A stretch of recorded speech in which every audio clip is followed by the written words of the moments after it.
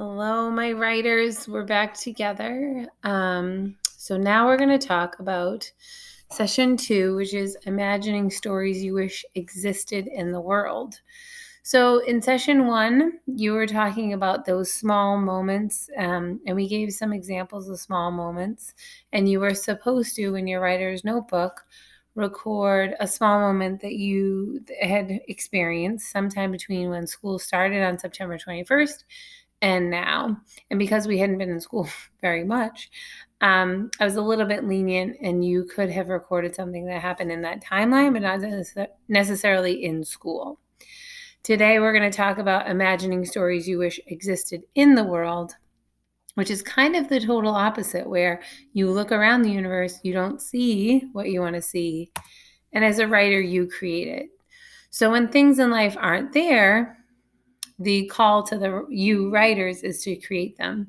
If you don't see the books you want to read, you should write them. Believe it or not, sometimes fiction stories, whose facts you can manipulate to make things more believable, feel closer to the truth than true stories from your lives, because you can sort of alter those facts as you would like, and make them more believable. It's similar to the story ideas you were generating, or you may have generated.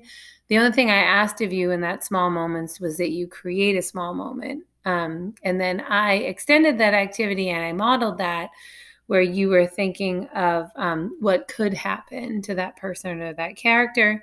But that is actually what you'll be doing today or tomorrow. So don't worry.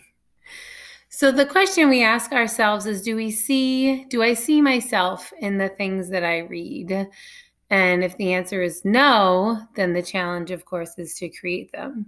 So today, Thursday, posting this on Thursday, I want to teach you that writers collect ideas for stories not only by discovering tiny details that could blossom into whole ideas, like that moment over the toilet bowl for J.L. Esplin, or the moment of name calling for S.E. Hinton, or any other moment like someone calling someone a name in the hallway when you're in middle school, but also by thinking about the stories they believe should exist.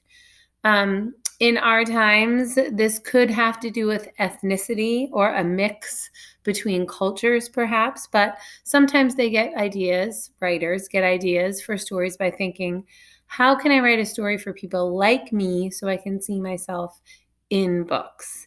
And again, this is often about culture or religion or race, or the tension between sort of those things. And other times it's as simple as what the protagonist is emotionally or psychologically made of, as we see in 96 Miles with John Lockwood. If you long to find yourself in a book and no book seems to tell the story you want told, then you might decide it is your job. Sorry, my little video is obstructing your view, to put the truth onto the page.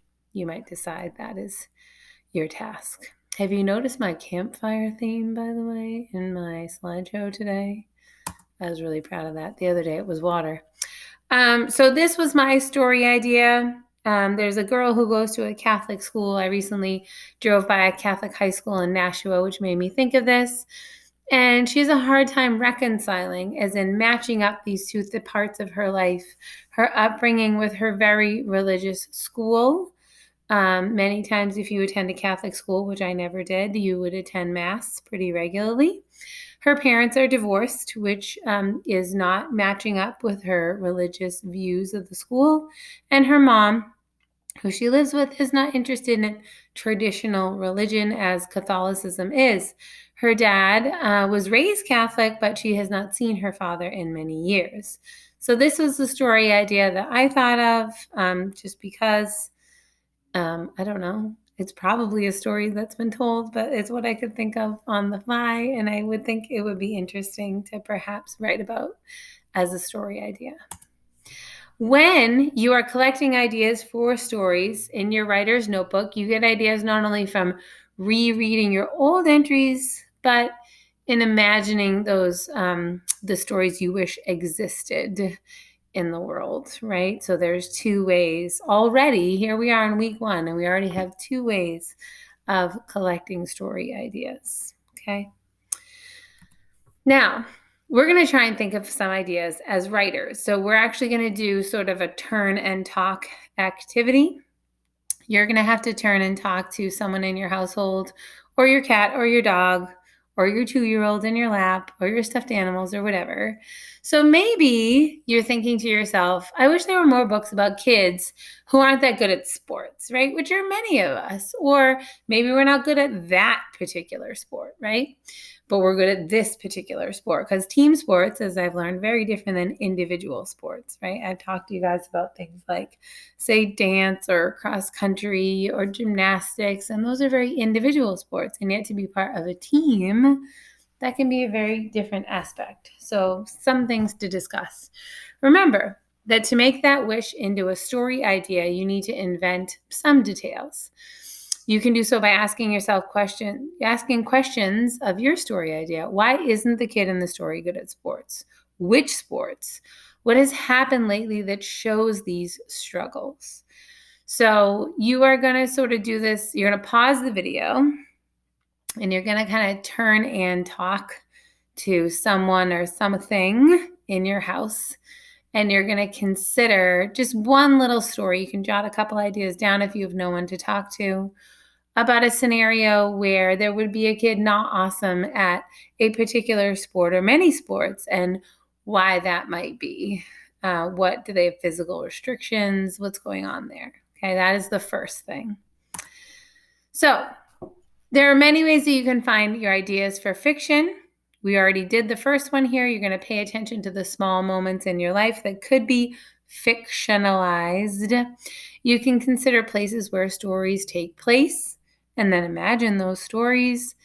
You can read about these things in current events, newspapers, blogs. You guys watch more like vlogs, I think, based on what my kids are doing. Magazines. My kids are on YouTube a lot, so there might be things going on there. Allow yourself to be inspired by true events that could be fictionalized. I know, like me, you've had many discussions with your parents. Like, you'll watch something and the magic of editing will make it seem as if it were real, and your parents or guardians will be like, that's not real. It doesn't really happen that way. But perhaps it does. Perhaps you know better than us. And those are stories that can be fictionalized. And finally, on this list at least, you're going to ask yourself, what stories do I wish existed in the world? And you're going to question and invent those with a character who has these traits or struggles or actions. Okay. So now you're going to do the actual writing of the day. So you're watching this video on a Thursday. And then my expectation is that the writing actually doesn't happen until Friday. So you're going to continue collecting story ideas of stories you wish existed in the world. Okay.